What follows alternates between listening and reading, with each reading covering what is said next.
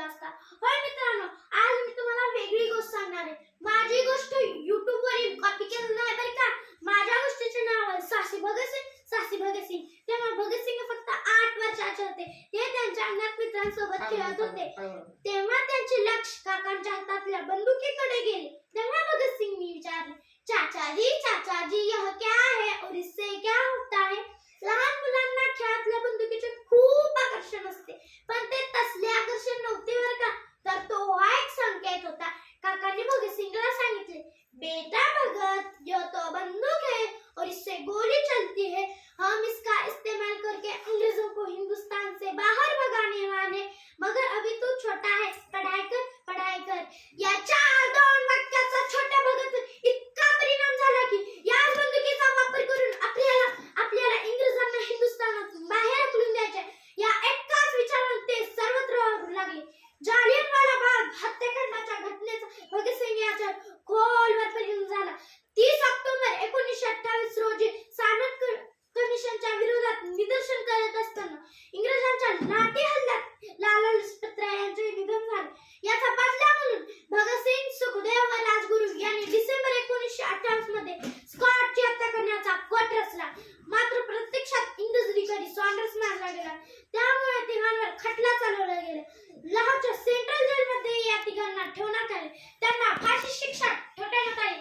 हे ऐकल्यावर आपल्यासारखा व्यक्ती जीवनाची भीक मागत बसला असता. परंतु भगत सिंग काय म्हणाले हे नीट ऐका. हे ऐकल्यावर तुमच्या अंगावर नक्कीच शहारे उभे राहतील आणि बलिदान या शब्दाचा खरा अर्थ समजेल.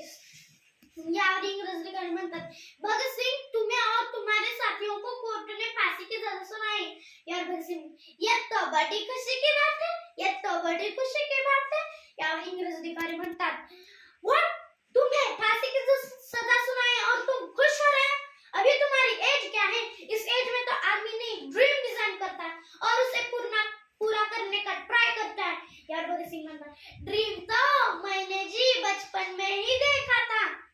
ये देख रहे हो ना, ये कोई मामूली मिट्टी नहीं है, ये जालियनवाले बाग की मिट्टी.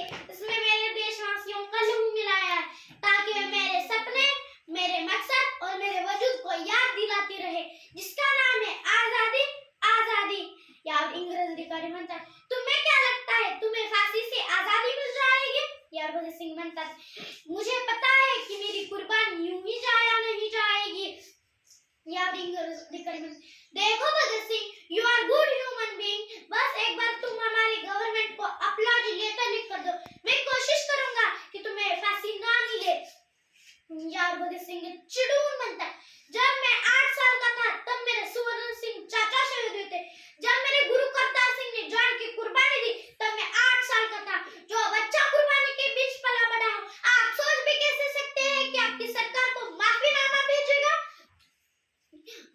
ज्यावर इंग्रज अधिकारी म्हणतात, कल तुम्हें 7:30 बजे फांसी दी जाएगी. अगर आज रात तक तुम्हारा इरादा बदले तो बता देना, मैं पर्सनल जाके ऑफिसर से बात करूंगा. भगत सिंगला फाशीचा दोर लावतात. यार इंग्रज अधिकारी म्हणतात, Bhagat Singh, you are last wish, कोई अंतिम इच्छा है तुम्हारी? यार भगत सिंग हसत व जोशात म्हणतात,